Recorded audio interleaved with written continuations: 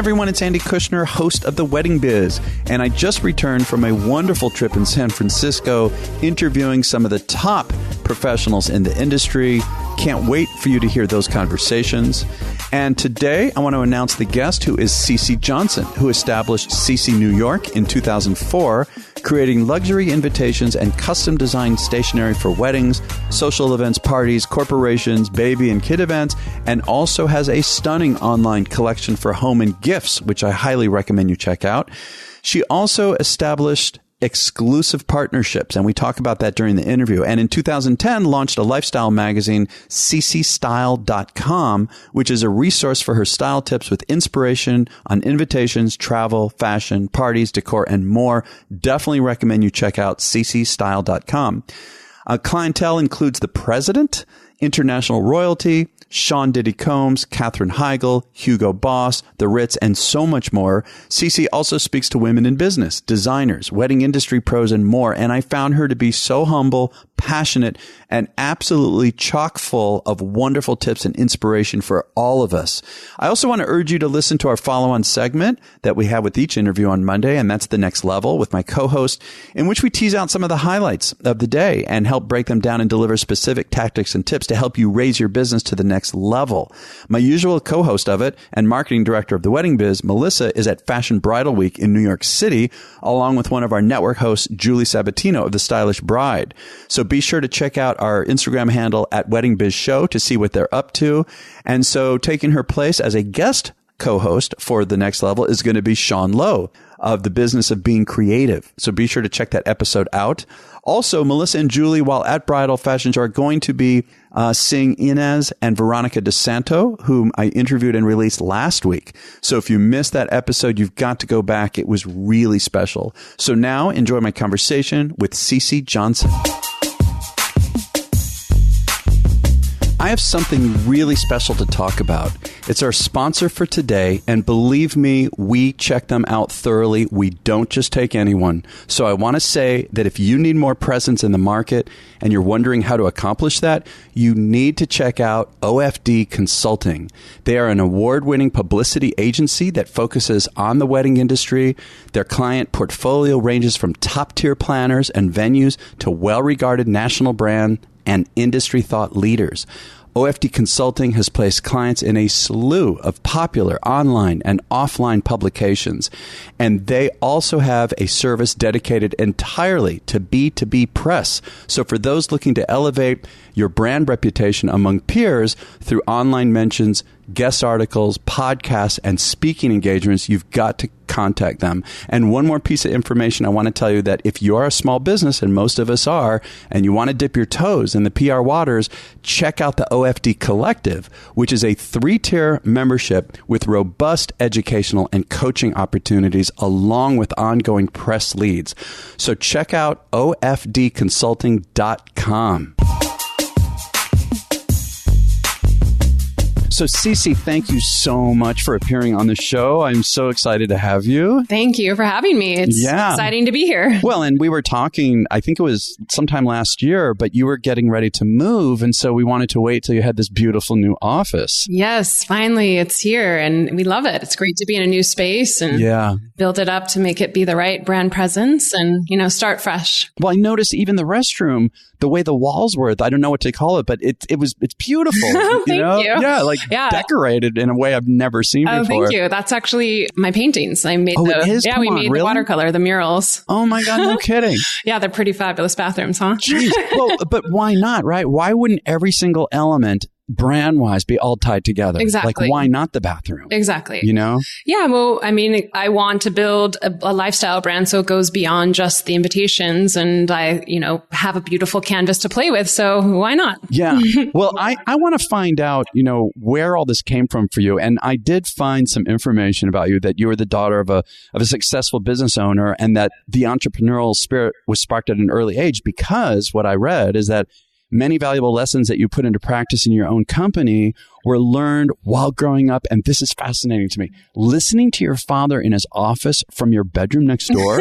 Like he was there and it would actually, because most kids don't want to listen to that kind of talk. I know. I guess my dad would always say you learn by osmosis. So we shared a wall, and I would hear the way he would handle his clients, or just watching him and his business ethics and what he would do. And he'd teach me lessons and give me the good one-liners that always stuck with me. Like, S plus S equals success, which to me was like, sweat and sacrifice equals success, and that you should never give up and constantly work for it. And it doesn't come easy. And your hardest day only lasts 24 hours, which I think of all the time.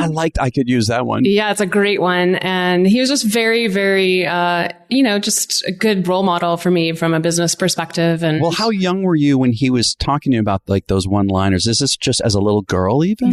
I think, well, to be honest, I'm the oldest of 3 girls, and he was desperately wished he had a son, I think. So he didn't really necessarily start all the business talk. I was listening to him and like learning through him. Mm-hmm. But the advice really came when I was like, Dad, I'm going to start my own business. And I think it really like clicked, and the light bulb went off in his head, and he's like, okay, I'm here to help you. And I have all this insight to share with you. And he was just a very good sounding board. Wow.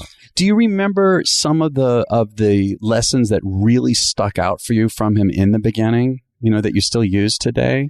I mean, I think what I said, like those 2 quotes definitely resonate. And because it's not easy to start a business, it's like, and to maintain it and keep it sustainable. I'm like on my 15th year. So, it is a roller coaster ride of ups and downs. And I think he's always taught us, even just growing up as children, just that we have to be strong and go after your dreams and never give up. And like that persistence pays, and that you always have to be, thankful and polite and never be too big for your britches, he would say. Jeez, I love that he would say that. And so those sort of just natural intuition, or just being, were really pinnacles, I think, of how I run my business, and just, from a business ethics point of view as well. When you mentioned the roller coaster, that really struck me. I remember seeing that somewhere. I don't know if it was a website or an article, but you had said, quote, the biggest ones that rise to the top is to have patience. And we're talking about advice you were referring to. Yes. Success doesn't happen overnight. It's a wild roller coaster of ups and downs and twists and turns beyond what you could ever imagine. I can relate to that. But the most important thing is not to give up. Keep your eyes on the prize. Keep your passion, the why you started this business in the first place. Keep feeding into that, and great things will happen. Exactly. Can you say more about that? I mean, I was very naive when I started my business, and I've always been that kind of just go after it girl that, even when I was a kid, I would go door to door and sell like whatever I could to like earn my Barbie dolls. Like my parents taught me early on, they were like, if you want something bad enough, you have to work for it and earn it. And I would be like, okay, I want a Barbie doll. And he's like, all right, it's 5 cents a leaf and 10 cents for a snail. And I'd go in the backyard and I'd find as many as I could and cash them in and ride my bike to the toy store. That's great. And, buy my prize, I guess. Sounds kind of funny. But what now, as I'm grown up as a businesswoman, it's really taught me that sense of that you've got to work for it and earn it. And I've never, there's been no investors or no Daddy Warbucks sponsoring me. Like I built this from the ground up all by myself, literally with a dream and a passion. But when I launched my company, I was like, I'm a graphic designer, and I came from the web design world before and print. But anyways, I launched my own website, and I thought, I'm going to be famous overnight. It's going to be so easy. Like my website looks amazing because of course I designed it. And now everybody's going to order immediately. My phone's going to be ringing off the hook, and it's going to be great. And it was not. It was crickets. And it was like, oh my gosh, it was a big eye opener, meaning that literally, I think of it as like, it was just going to be an easy straight arrow up, and I'd just be like, done. But instead, it's that wild, crazy roller coaster ride of twists and turns and knots and like ups and downs, and plenty of Friday nights where you're just like crying your eyes out, being like, is it worth it? Am I doing the right thing? And then the next day the phone rings and you get this amazing client and you're like, okay, yes, So I think a lot of times people feel like success just happens like that, and it just comes easy, but it may look glamorous on the outside, but it's really not. It's all that sweat and tears. Thinks, whether it's an actor, an actress, a singer, business person, even in this industry, right? Yeah. We look at the big iconic planners, whoever, and you just assume that, oh, they've made it, right? Like maybe they had the struggle. Like I was talking recently to Preston, and he was talking about how even as recently as 3-4 years ago, he had a rough year. Right. It happens. And it does happen. Yeah. Well, definitely. I think that there's a misconceived notion that you've made it. And I feel like you can't ever have that attitude, because then someone else will replace you in a heartbeat. You have to constantly be humble and constantly reinvent yourself and constantly just keep at it to keep that position and keep going. Well, and to keep that passion, like part of your quote was, if I remember correctly, to almost bring yourself back to the passion that you had when you started it. Like, how do you keep that going throughout? Do you feel like you lose it once in a while? I mean, there's definitely hard days, and there's definitely days where you're like, oh my gosh, you just get the beat down and whatever, and you're stressed. And it's just like, how am I going to pull all this off in 24 hours? And it's just intense.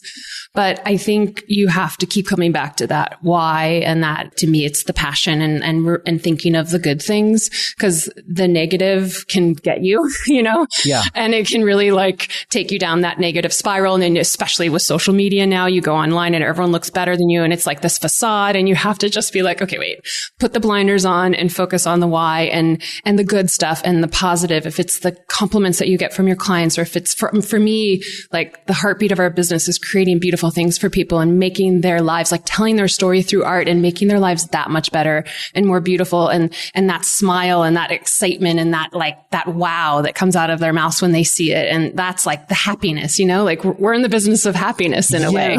Well, and it's interesting when you talked a moment ago about looking for the good things. It's interesting for some reason. I don't know why is it almost the default as a human that you go down that rabbit hole so quickly. Like, to me, why isn't that the default, that everything is wonderful?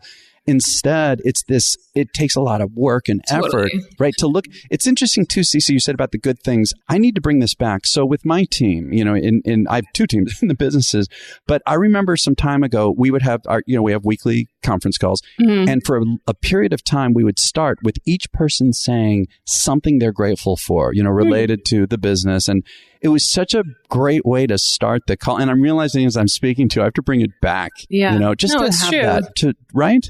Definitely, because everyone thinks it's so easy. It looks so easy. And then I feel like we do this and I do it. There's times where you're just like, oh my gosh, like, why is it so hard for me? But reality is like, we're all going through it. And, on social, you always want to put your best foot forward. You don't want to talk about all the bad stuff, but don't feel like it's terrible when you start comparing. And so I always try to be like, all right, shut that off. I just need to focus on what's important to me and the why I want to do what we're doing and the mission we're on and go towards that. Where do you think, because it is a struggle for a lot of us, where do you think that came from for you, that you can do that so well, that you could stick with what is the good stuff? And I mean, again, I understand, crying on a Friday night, right? I heard you say that. You get strong after a while. But what do you think that is? Is it come back again to how you grew up? Or? I don't know. I mean, maybe I think a lot has to do with it. And nothing's ever come easy for me, to be honest. And I've just been that very determined person. And I think that I've learned from a very early age, even in, third grade, like, you just got to make your own path, and like, nobody's going to give it to you. No one's going to like hand it to you, and you can't like play that, oh, poor me. It's like, I'm not lucky, that she's so lucky. And it's not about luck. It's never about luck. It's about making sure that you're like or creating your own luck. Let's call it that. Creating your own luck. Exactly. And really going for it and putting yourself out there and going to that networking party or working the extra hour or 2 or 5 to get it done and go that extra distance. So you prove yourself and, asking for what you need and not being afraid to stand up for yourself, because no one else is going to do it for you, So I don't know. I just feel like you just kind of, no matter how hard it is, you just got to take a deep breath. And I know this maybe sounds cliche, but you just got to pick yourself up and keep going. And I don't know. It's not that it comes easy. You just get tough after a while. I don't feel that it's cliche, because as simple as that sounds, it is so a concept that is really hard to just absorb completely and just live that way on a regular basis. Yeah. I mean, I look at it as there's 2 roads, right? It's a crossroads. You're in the middle, and you could go down the negative road of just like, oh, well, nothing's going to happen for me. Like, I'm just going to be sad and nothing's going to come my way. Or you create those opportunities and you go after it and you raise your hand and say, I'll do that. Or, hey, by the way, I love what you're doing. Can I design this for you? That's actually how my company started. I went to the COO of I was working in the web world. I missed print so much that I just literally walked up to her and I was like, hey, here's an invitation that I happen to have done for a friend back home. And I just want to do more of it. So can I do yours? And she was like, I love it. Name your price, like done, you're doing it. You just went for it? Wow. Yeah. And then I just started and it just kind of happened. I want to kind of go back to that point, because I also love finding out about these big turns in the road and taking that risk, right? And really going for it. So from what I understand, theater and arts were a huge way of life for you, right? Yeah. And you were getting a degree at, am I saying this right? Cal Poly San Luis Obispo? Yeah. Right, in art and design. And you did a short stint designing national bridal registry kits for federal department stores. Before we move on then to the web consultant world, so here you were having some experience in the bridal world. How did that come to be? Did you have a passion for weddings? No, nothing, never. And I'm definitely not that girl that like grew up with my bridal book and like my wedding dreams and like, you know, I mean, I always dreamed of falling in love and like I'm very much a hopeless romantic, but never ever about like my perfect wedding.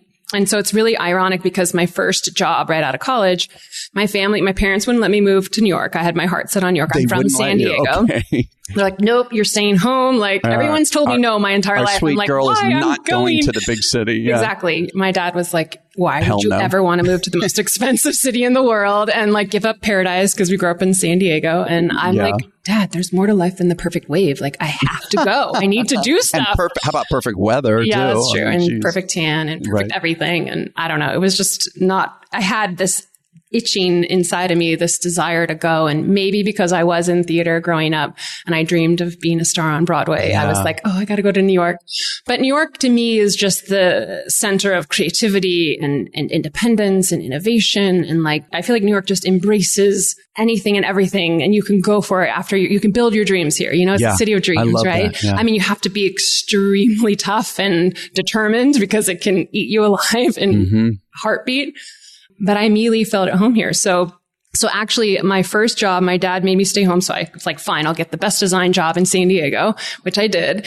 And my first job was to design the bridal registry kit for Macy's and Bloomingdale's. Yeah. And it was like the job that no one wanted because they're like, oh, it's wedding. So I was like, I'll take it.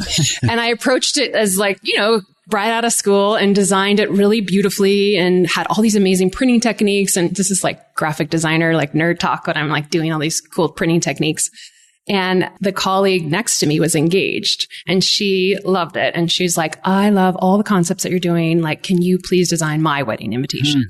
And that was the moment when I was like, sure, no problem. I'm happy to. And I took it on as like a side project.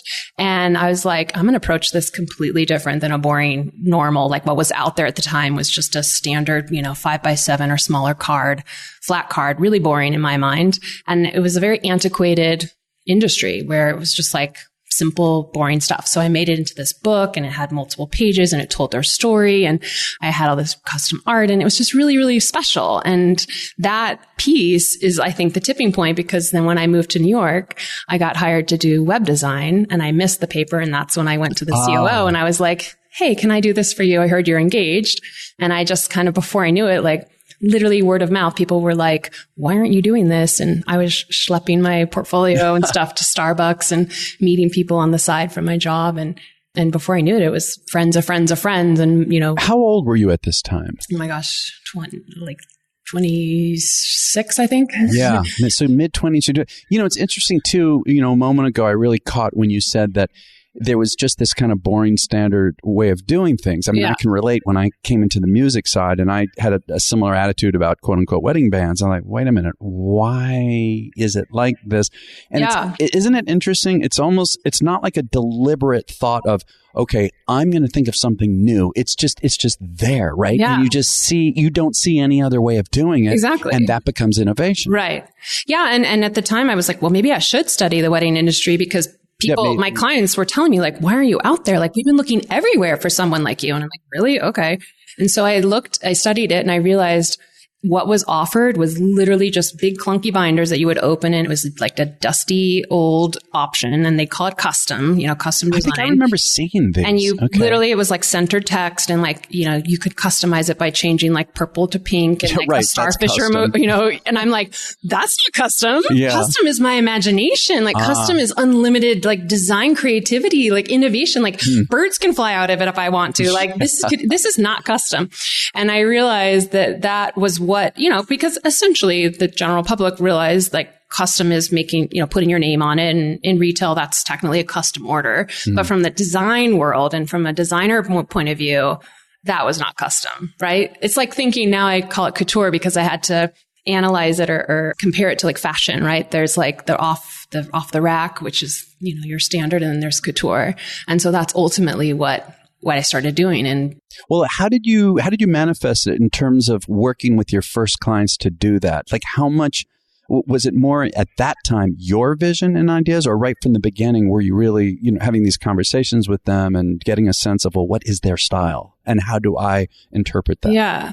Well, I think that's one of just the way I work. That's who I am. Like I'm a designer true and true, and I'm a passionate artist. So for me, I'm not going to sit there and be like, well, what do you want? Tell me. And then I'll just do it. I'm going to get to know you and have a very in-depth, personal conversation and get inspired by you. And then I'm going to add my design and creativity and what if we tried this? And wouldn't it be amazing if we did this? And instead of it being like this or a flat card, let's try it like this, and suddenly amazing ideas happen. But how do you start to get a sense of this from them? Or do you have some particular line of questioning, or are you just having some social conversation? It's like a first date. Right.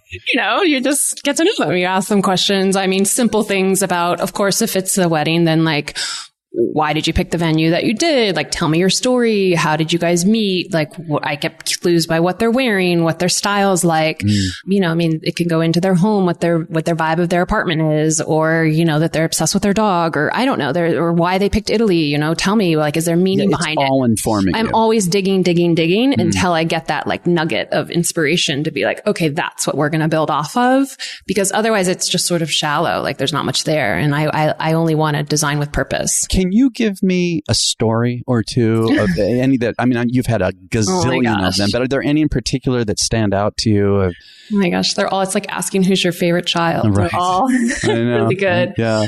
Gosh, for a wedding, you mean? Sure. Yeah, we'll start with one because I can't wait to also get to all the other stuff you do. Weddings is one portion of what you do. They're all really personal stories. One couple that are coming to mind. The couple was getting married at their house in Charleston, and they loved my paintings. And I flew in and got to see their home personally, took pictures from the angles that I was inspired by, and came back and actually painted the house. And that became a commemorative piece of art for them. That it was their save the date as well as a wonderful keepsake. That's a more really literal, personal, what do you want to call it? Making of their home. Yeah. But I think just getting inspired by what their vibe of their event is or who they are, creating a custom crest with personal details by it. Or I had a bride who once was I'm having this beautiful garden romantic wedding and I need you to include Harry Potter in it. Oh, we were okay, so how do we make that beautiful?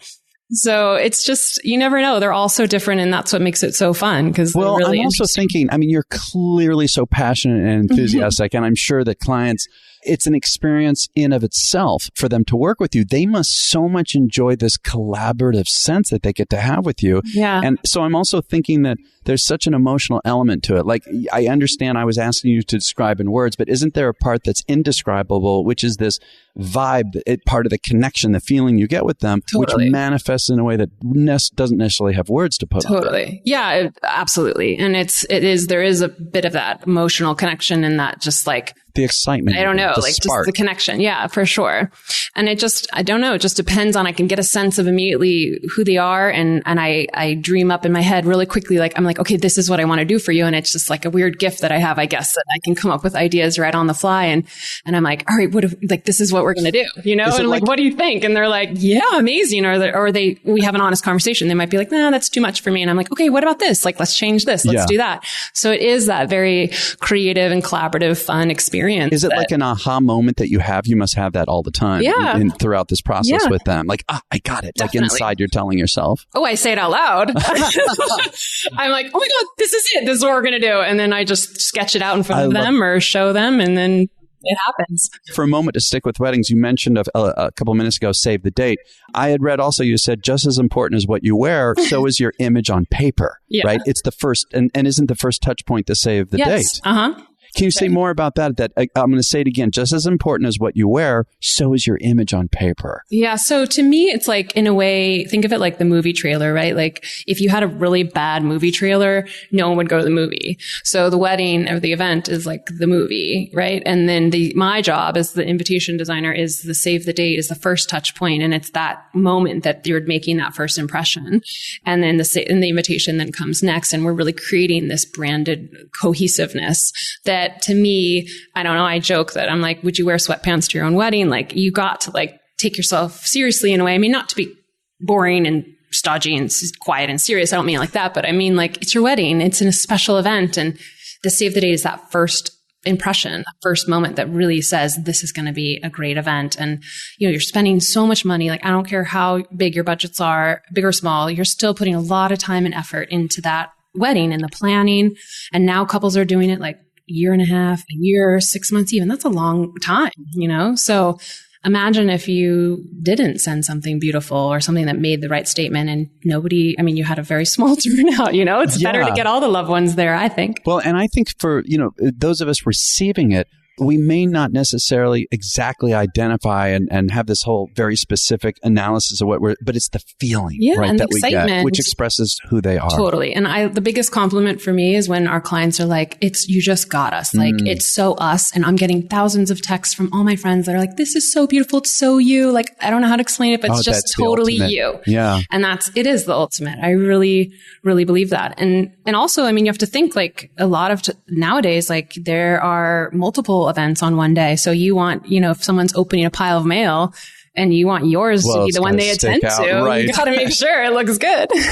What about dealing with companies and brands? You've done some very big partnerships and some of your clients in that world are really enormous. Can you tell me something about the process with that? It's very much the same, but it's instead of a personal brand, it's a company, right? So whether it's a nonprofit, like we do the Skin Cancer Foundation, and if it's a nonprofit, my goal is to make sure they look really good, but not too ostentatious because, it's a charity. Right. And so it's part of a design challenge to ensure we're sending that right proper message, but it's getting the attention of the right people that are going to buy the tickets to then help with the donations. And also to contribute a lot of money too. Exactly. And these are people who have seen everything. Yeah, totally. And they're getting invited to thousands of events. That's right. And their calendars are way booked. So you want to make sure that I believe that our job is to make sure that they get that event gets noticed and the right people attend, because then it helps with their mission to, get the funds to help grow their charity. So that's super critical. And what about when it's not a nonprofit, but it's a corporation, right? It's the same thing. Too. Are you reading the mission statement or their branding guidelines? Stuff? The brand book, if it's baccarat, we're not going to send something that's like tacky and crazy. Not that we would do that, but we follow their exact red and their proper Pantone inks, their proper colors. Because you have to make sure that they're sending that consistent brand message. And that applies from even in my world, like in weddings too. It's like I have that branding background before I even started Ceci. And so I started doing that for the couples, like creating a logo for them, creating a custom print that carries all the way over and starts branding the event. So, it's kind of the same philosophy, I guess. And couples now love it because it's like, now, especially with social, it's like you have to have your personal brand image. Oh, yeah. That's a big deal right now. Yeah. I also want to ask you about establishing partnerships, because you've got some amazing stuff going on. From what I understand, correct me if I'm wrong, you launched your first retail collection selling nationwide and established exclusive partnerships with the Breakers Hotel, a German-based paper company. I don't know how to say it. Gamund? Gamund, yeah. Gamund. I am not doing it properly in German, but it's okay. We'll work it out. But and also others. So I'm curious, what has been your process for conceiving of, approaching, negotiating, launching, managing, such partnerships? That seems overwhelming to me. I think it's just, if it feels right, like I have this wild desire to grow a brand and something that's going to live beyond me. And I think at the time, like those were just, the paper company Gamund was someone who I loved. I was already designing with their papers, and I happened to have I met the owner and we hit it off. And I was like, wouldn't it be amazing if we could do a collaboration? So you initiated this. Usually, and it's I'm not surprised. No, but I love it. See, you got to go after it. You have to go for it. I'm an ideas person, and I have the ideas, and I just threw it out there. And if it sticks, it sticks, and we go for it. And but I don't mean to say that you just try everything. Like it has to make sense from a branding point of view. Yeah. And they're authentically, I loved their paper. I was using it already, and they're one of the top luxury paper mills in the world. And, Breakers Hotel as well. Like they're outstanding. We already have a ton of clients together. It just made sense. How do you, there's two questions. How do you figure out how to price yourself? The magic question. Right. That's for any of us in the field, in any business. So, we're almost, especially creative business, we're almost reaching out of the air in a sense. So that's the problem. You just, I don't like to think of competition. I don't think that way.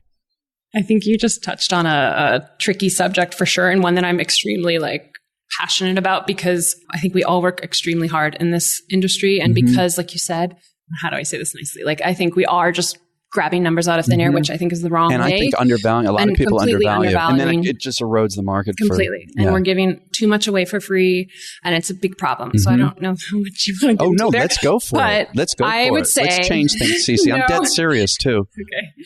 My biggest key thing about pricing is that you have to know how much time you're spending on it. If you're a service person, how much time are you really spending? Because what you're selling is your time and you're trading time on earth for money, basically. So and as you grow, and like for me, as I started having children and like I got married, I mean, I didn't want to just slave away and like work around the clock, and I needed to have a balance. And so it hit me where very early on when I was just literally like, with my paintings or whatever, I was afraid to charge for that time. I was afraid to be like, oh, hey, I can paint this for you, but it's going to be an extra, I mean, some of them take 5 hours, some take 20, 30, 2, 3 days. I mean, you never know. And that was thousands of dollars I was giving away for free because I was afraid to say, I want to do this for you, but it's going to cost X. And as soon as I stood up for myself, and because I was literally like 3 a.m., like, trying to get it done. And it was just not fair. It wasn't fair to me and it wasn't fair to the clients, to be honest, because I wasn't at my best painting for them. Right. And I think you have to realize, like, I started paying attention to the time, and then I started being so you actually literally like kept track. Yes. Okay. And you have to there's apps now on your phone that you can just like hit the button and be like, okay, it's logging to this client. And when you start to do that, it's like the biggest eye opener. I'll bet. Because in your head, you're like, oh, it'll just be 5 minutes, but then it's 5 hours, And I'm totally guilty of that. And I think as creatives and as passionate people, you're like, oh, no big deal. I'll just throw that in. It's included in my fee. And I'm already charging $5,000 and that's a lot. So I don't need to be paid for that. It's that kind of thing that I think is really wrong. I mean, I always try to think of like, any other businesses, like imagine if you're at a restaurant and you're like, oh, this table's having so much fun. They're so great. Like we should just give them a dinner for free. I mean, they would, it's like, I'm afraid they ordered another round. Should I charge them? I mean, of course you charge them. Right. That's a good point. Like what other business just gives you, I don't know. I don't want to get anyone upset with me, but I think there's no reason why, because we are real businesses and have plenty of bills to pay and love doesn't pay the bills. That's right.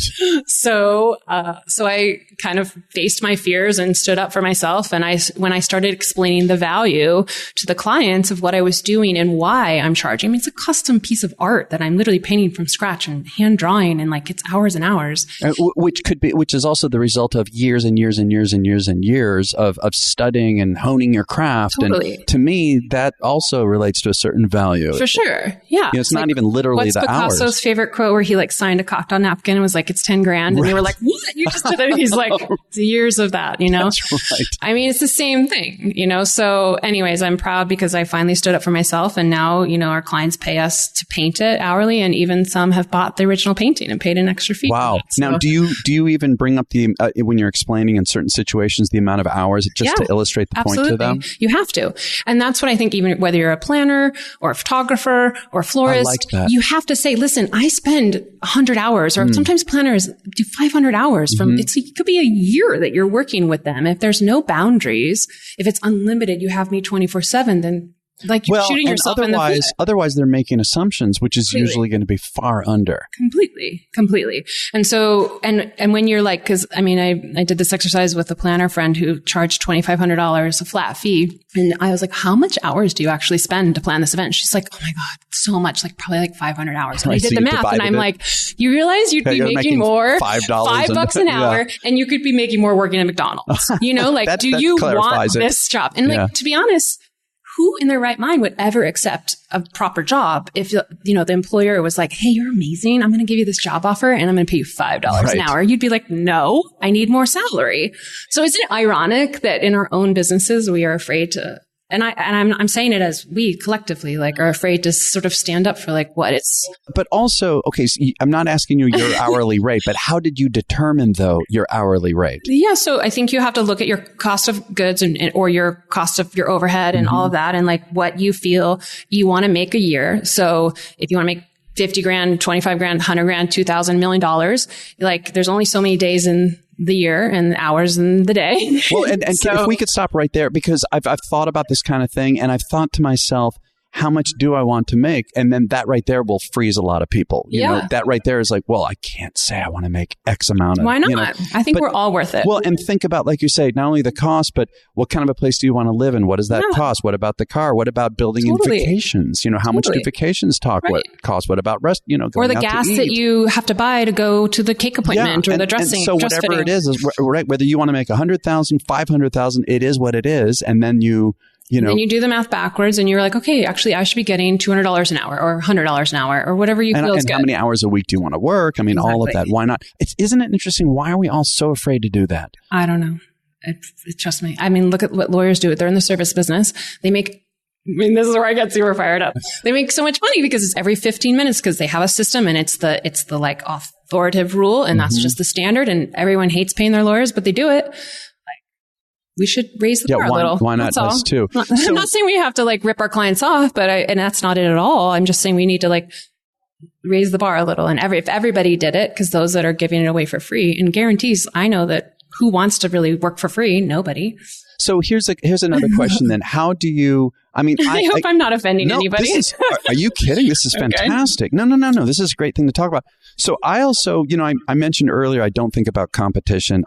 It's not from a perspective of arrogance necessarily. I just had the same thought. I mean, in the music side of my business, I do see it just completely eroding. And I offer way more than just a great band, for example. Right. There's so much more that goes into it, which is very different, and have to explain that to the client and value. But still, though, do you ever, in spite of that, think about what is going on in the industry, or are you just kind of keeping your narrow lane of, look, period, this is what I need to earn, this is what I want to earn, this is what I feel I'm worth? Do you just have kind of that kind of a perspective? I think you have to always be aware. And I think it's just like if you're going to launch a product in the retail world, like, are you going to be Chanel or are you going to be Old Navy? You know, are you selling, what are you selling? And even if it's your service, like, you know, a lot of times people are like, well, you have it so much easier because you're a product. I'm like, no, I'm still a service. An event planner is a service and a florist is still selling the product, which is the florals, but they're doing a service, which is the labor. So I think we all are very similar in a way, you know? So I think you have to look at it like, how am I positioning myself as a brand and what do my competitors charge in that area? And then you have to also analyze, are those competitors actually my competitors? Meaning, are they pricing themselves right? Because there are a lot of planners. Just industry people. No, it's but cool. You know, that are not, I wouldn't say they're necessarily pricing themselves accurately either. So I know when I first started, I was so scared to charge the prices that I did. I was like, well, people really pay that much for invitations? Oh my gosh. But I also knew if they didn't, I would never have a business. You know what? Like I could never pay my bills. There's a point right here. So I was talking to Harmony Walton and we were talking about when the recession hit and she was saying, this is really important. She was saying back in 2009, a lot of her friends in various parts of the industry, not just her zone, were lowering their prices, you know, scared, lowering. And she was saying, I can't afford to lower my prices. Right, exactly. And I remember what she said, and you're sparking this right now too, is that she thought, okay, what is it that I'm already providing in my services that I'm not talking about with a client? Yep. And she started to think that way. And this really affected me too, to then start putting a description to it and naming it. Yeah. And she did not have to drop her prices and she did fine at that time. And that's what I mean. You have to stand up for your value. First, you have to define what your value is. Like, are you a makeup artist? You're not just making people look pretty. Like, you have to talk about what's underneath. Like, what is it that's special about you that no one else has because no one is you? And like, what are the other things? And that's what I had to do with my business and like with my, you know, the artistry and just in general, like we are not just a stationery store, like not at all, you know, and we have to really be confident enough to talk to that and make sure that whether you're on the phone or you're meeting face to face, that you're not shying away. Cause I think it is hard to sell yourself. I know I'm very humble and I'm always like, oh, why do I have to tell everyone? It's so awkward. And like, you know, you just kind of got to educate them though. But if you're not doing it, then no one else is going to know. Who's doing it. Right? That's right. Well, what do you do when there is a situation in the economy? Let's go to the worst case. For example, a recession. You know, here we are in the service industry and disposable income is sometimes the first scope. Yeah. And as we both know from 2009, I ran into this. Even the clients who could still afford anything did not want to appear as if they're spending. So you just give alternate solutions. Like, for example, do you have any? So I think that everyone loves choices. So if we're designing, we always love to show high, medium, large, or like, here's the dream and here's alternate ways. And if you start with the kind of bottom that's less expensive and you build on that and you're like, here's where it could go, then they don't feel like you're ripping them off, or they don't feel like they're choosing the most expensive option. They could choose somewhere in between, or they could go to the most expensive option if they want to, or they could go with the basic one. But I think when you just give one choice, or you're just like, I'm only this, then, and that's it, take it or leave it, then you're kind of like pigeonholing yourself up. Yeah. But clients don't know what they don't know, especially in our wedding world, because we're innovators. We're creating for everybody out of our minds. Like, that's not something you find on Pinterest, or, I mean, you see past jobs, right? Past inspirations. But I think as a true expert or innovator in your field, that's at least what I strive to do, is that you can look at a Pinterest board, but they don't know, you know what I mean? Like, they don't know yet what could be, because it's in your head. Yeah. So I think it's up to us as the experts to be able to share that and say, I know you wanted this, and let's talk about what you loved about this Pinterest board, but here's like how I can take those little nuggets that you loved and make them even more amazing. And here's 3 or 4 ways that we could do it. Yeah. And then they're feeling like, wow, they really heard me, and I got options. So like, which one fits best for me, and where do I feel comfortable spending? So I definitely know what you mean. And our clientele certainly has, and it doesn't matter if you're spending $1 or $1,000 or whatever.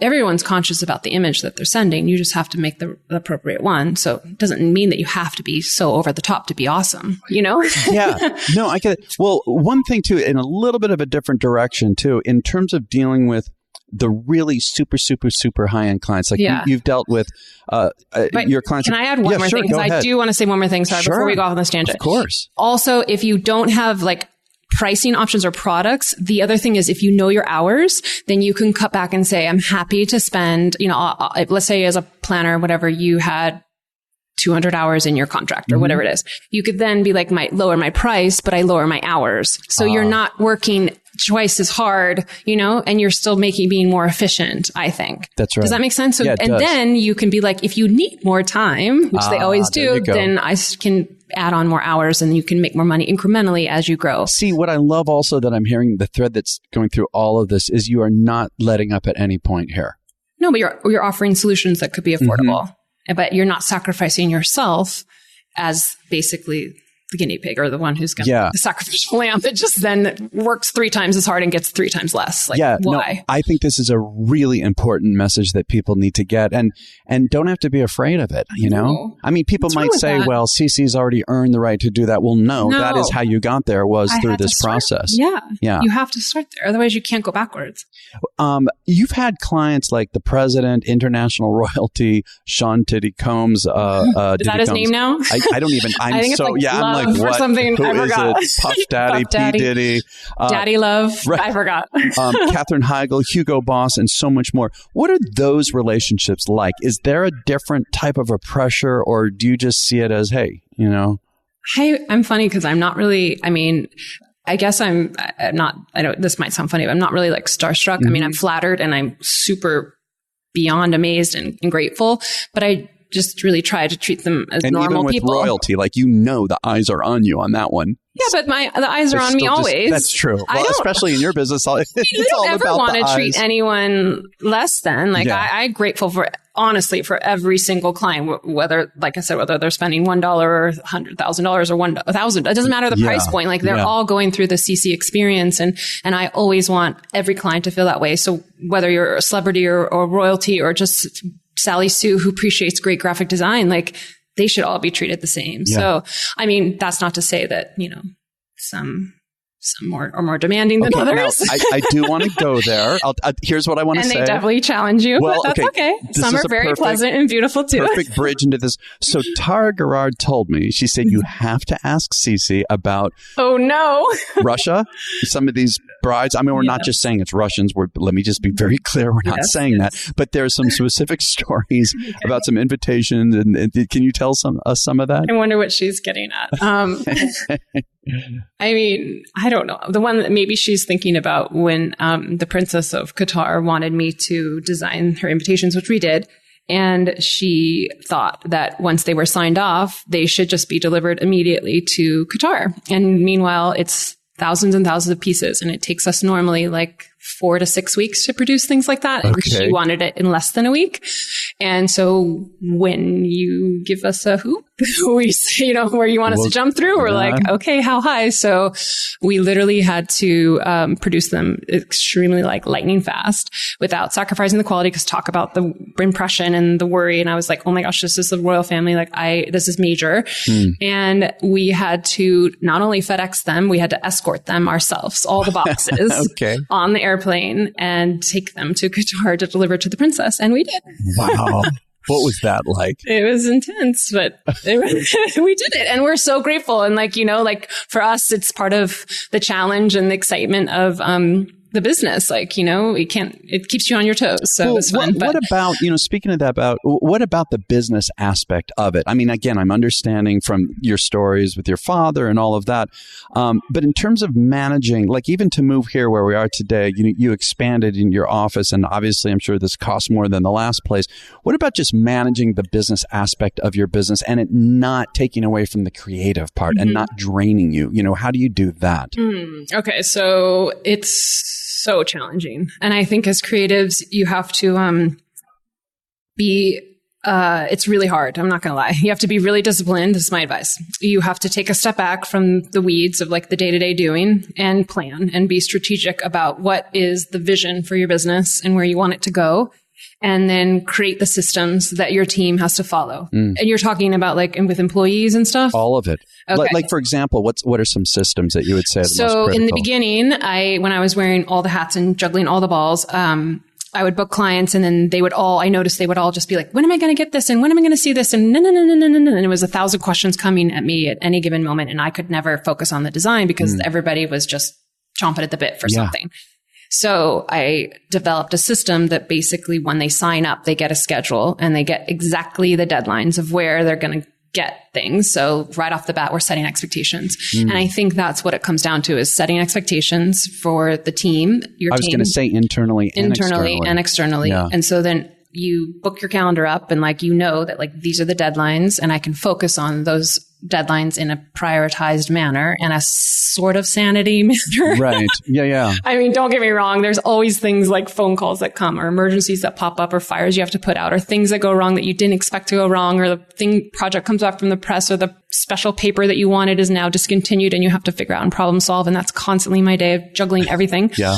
But I think you just have to try and create order and be proactive instead of reactive. Because when you're reactive, and if that's the norm, then you're on this annoying hamster wheel. Go that way. So easy. And you will never feel, at least for me, I feel you will never have sanity. You will just be like on this hamster wheel of madness of like, I just got to do. And you're just like constantly reacting. Even on email, like I try, it's hard, but if you can organize your day, like, okay, I'm going to do social media at 9 a.m. and then I'm going to do my emails for 2 hours and then I'm going to have my meetings, and like, do you do that? Do you set yourself up that way? Yeah. I try and when I do, it works extremely well. Or like, for example, my paintings, I block off when they're scheduled for like Fridays or Mondays. And then I have other stuff going on. I mean, of course, if an emergency meeting pops up, I'll take it if it's a super important priority, but at least, you know what I mean? I'm trying to create like a structure. And all. Yeah. Yeah. And then you're able to like have a little peace of mind and sort of control of things. And I mean, it's not easy, but I try. Well, but I'm also thinking about all that you do. I mean, when I was getting ready to come here and see you, I was, reading up on you, and I was just thinking to myself, no, it wasn't at all. It was more like, how is she doing all this? So another thing I know that you do, you launched ccstyle.com in 2010, right? A lifestyle magazine. Can you tell me something about that too? I mean, wow, to take that on top of everything else, but I love the concept. Well, thanks. I mean, ultimately the desire for it, or the push for it, was when, the whole blogging and social media and everything became like a priority. Like you had to do it in your work. And I was like, oh my God, how am I going to even find time to do all this? Because I was already maxed, and I feel maxed every day, but you can't, I hope that no one ever thinks I'm too busy, because, as a small business owner, you're always going to be juggling a lot of hats and you need the business at all times. Yeah. So thank God I'm busy, I guess. But I realized, okay, if I'm going to do this, it can't just be like a fly by night random like blog whenever I want. And then I'm just like everyone else. I guess you kind of maybe are picking this up about me. I'm like always want to do things different and sort of put a different statement on things and make it worthwhile for my brand and help people get to know me a little bit more and create that connection and show that the goal was to show people how as a designer, I find inspiration in the world and the things that I love from fashion to, jewelry to just like art and design and all that beautiful stuff in the world and how as a creator that inspires me and how it turns into my work and then showcasing the invitations and then the parties that go with it. So it became this really beautiful and really great resource for people, whether you're looking for just beautiful images to be inspired by for entertaining or for life, or you just want to find a great venue or a great, musician or photographer or invitations. But ultimately it's tying all of my loves and all into the work and was my answer to something a little bit bigger than a blog. Yeah.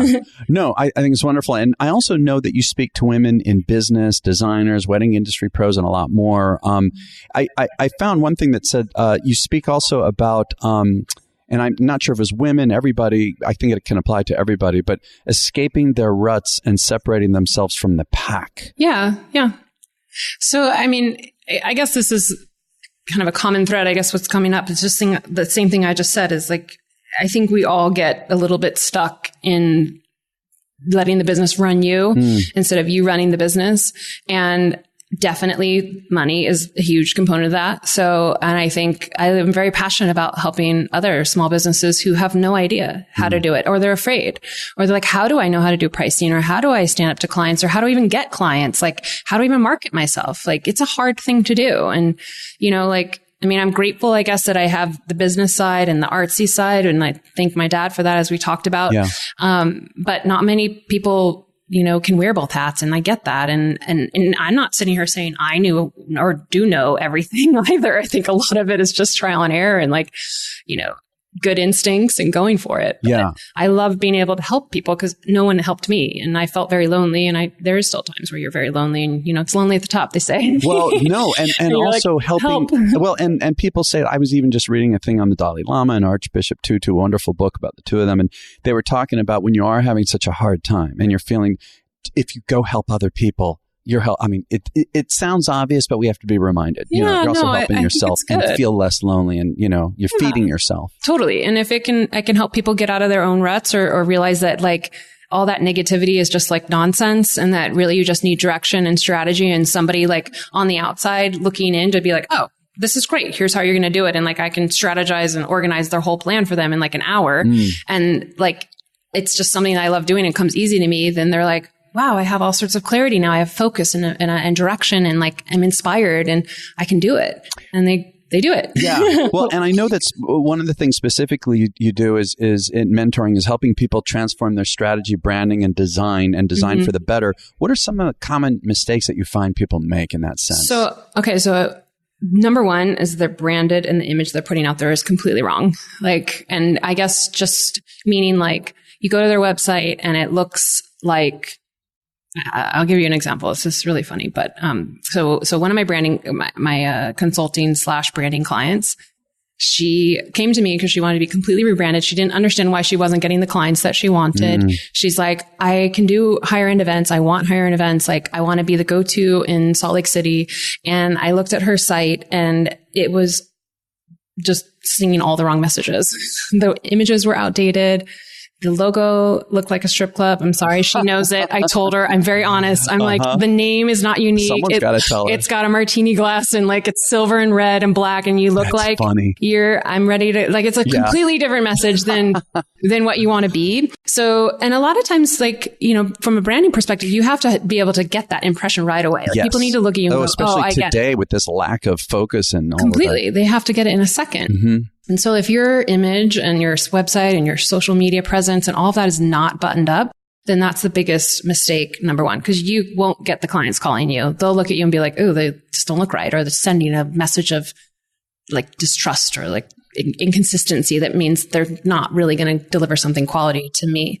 So I helped rebrand her and was like, we're not showing pictures that are anything other than Utah. Like, you are the go-to for Utah. I don't want to see Hawaii. I don't want to see San Diego. Like, unless the message is clear and unless everything that you do goes into that bucket, then it's allowed. Otherwise it's not. Like, you have to define those facets. Yeah. So you can attract the right kind of clients. So I think a lot of times people are eager to just put anything up, and it's like, but wait, if you're tired of doing mason jar weddings or whatever, like, all I see is barn weddings on your site. So take them down. Well, I love what you just said, attracting the right clients. You got to, because I do believe that's something, it's kind of hard to really see that clearly, but that is what happens. It's maybe a dynamic that's hard to explain, right? But it does exist. For sure. And you have to actually do a self-analysis. Like, go to your own website, look at your business cards, look at your Instagram, look at your Facebook. Are they all buttoned up? Do they look the same? And is it cohesive? Is it cohesive? Yeah. Otherwise, I mean, when I say the same, I don't mean like they have to be like carbon copies, but like, is your logo the same in every place? Or is your logo something, a different, sometimes people have different logos and you're like, wait, what? Yeah. Or the name of your website's different than your brand and like things like that. Or you have a Gmail account instead of like your business account. I mean, little things like that just are sending subliminal messages to your potential clients. Well, see, it is subliminal, isn't it? Yeah, I think so. Very subtle, but powerful. Right. Exactly. Also, I want to come back to, in terms of helping women, there's a quote, this is the last quote I'm going to do. I you checked did do your up. homework. I did. Yes, I did. But this one I really like. It's a bit long, but I really want to say it out loud and hear what you have to say about it. So you said, it was in an article helping female entrepreneurs. You said, personally, I never allow anything to stand in the way, and I don't believe in excuses. But I do believe we as women have it a little harder at times in the workforce. The expectations and responsibilities of all we have to judge, especially working mothers, can be daunting and sometimes get the best of us. Additionally, I found that we put a lot of the pressure and guilt on ourselves. We tend to be very self-critical and extremely hard on ourselves. Mm-hmm. I mean, I know, even though I'm a guy, I mean, as a father, I can resonate with some of that, but I know with women, it's a whole nother level. Yeah.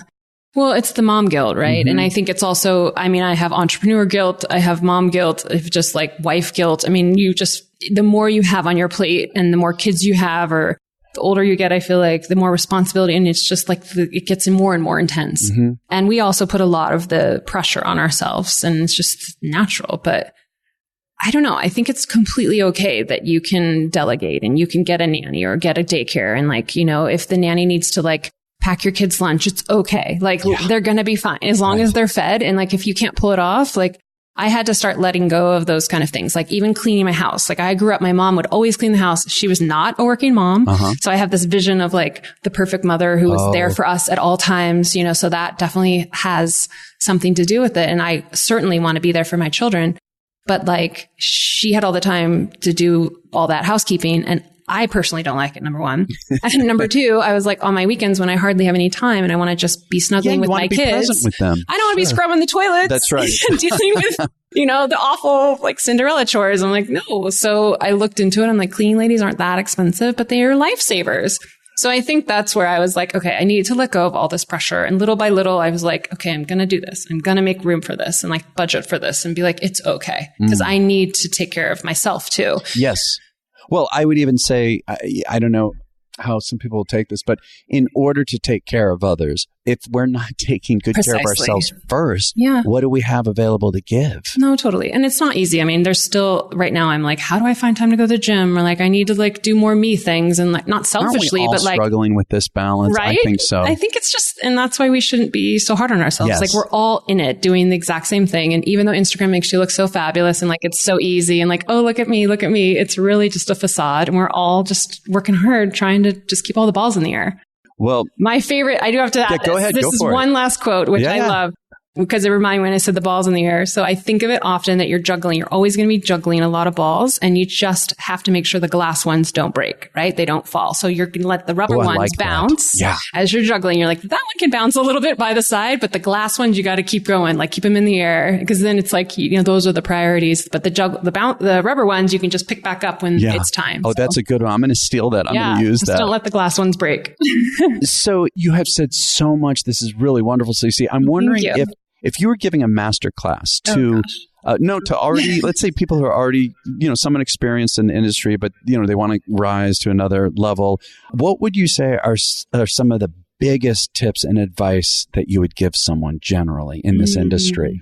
Gosh, a lot of it I've said, but a masterclass I just think it's, to not give up is one of them. Like, you got to just stand up for yourself, face the fear early on and don't let it get in your way, because it's a killer for sure. Stand up for your worth for sure.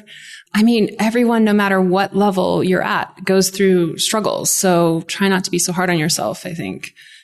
Absolutely. Well, I want to encourage everybody you got to check out this site, and we're going to put it in the show notes, cecinewyork.com, CECI, if you don't already know, cecinewyork.com. I also want to mention, Ceci, I saw the online shop of collections. I mean, beautiful. I was blown away. Yeah. So I mean, my God, I recommend the color's so vibrant, and the depth, and it's like even on a screen, they're jumping out at you. I love it. So I encourage everyone to go look at the online shop. I know that, isn't this true? People can consult with you, commission you. I mean, check out the site. It's all there. What is the best way to find out more about you? Is it that website? What is your social media handle? Same thing? No, Instagram is definitely a great one. Ceci New York is just at Ceci New York, CECI, and then NEWYORK. And then I have Ceci Johnson as well, if you want to deeper dive into more the businesswoman, entrepreneur, mom, juggling life and it all, my fashion design passions. That's just at Ceci Johnson, CECIJOHNSON. So Instagram's amazing. Our website, of course, but Instagram's very much the up to date, and we'll keep you posted on all the happenings there. Yeah. Well, thank you. I mean, I loved talking to you. Your enthusiasm, your passion, helping. I mean, great tips and advice and inspiration. So thanks so much for being on the show. Thanks for having me. It's my pleasure.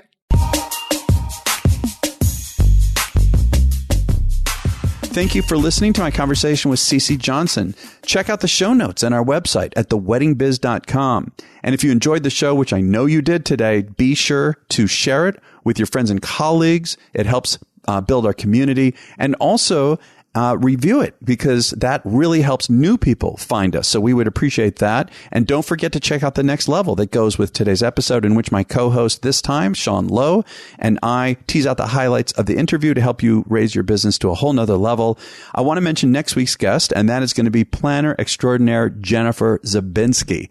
Again, every person I interview is absolutely amazing, and Jennifer is no exception. So be sure to tune in next week, and we'll catch you then.